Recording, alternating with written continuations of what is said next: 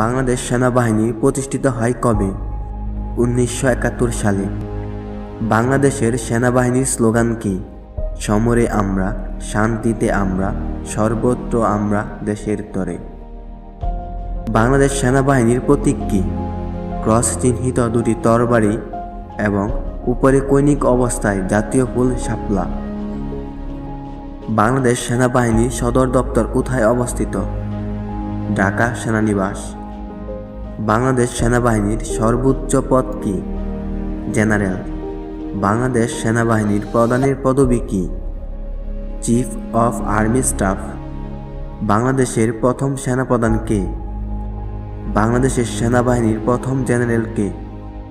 General Mohammad Ataur Gani Usmani. Bangladesh সেনাবাহিনীর বীর শ্রেষ্ঠ কতজন? বাংলাদেশ সেনাবাহিনীর বীর শ্রেষ্ঠ 3 জন। 1. সিপাহী মুস্তাফা কামাল। 2. সিপাহী Hamidur Rahman. 3. Captain Mohiuddin Jahangir. East Bengal regiment গঠন করা হয় কবে? 15 ফেব্রুয়ারি 1948 সালে। ইস্ট বেঙ্গল রেজিমেন্টের প্রতিষ্ঠাতা কে? মেজর আব্দুল গনি। বাঙালি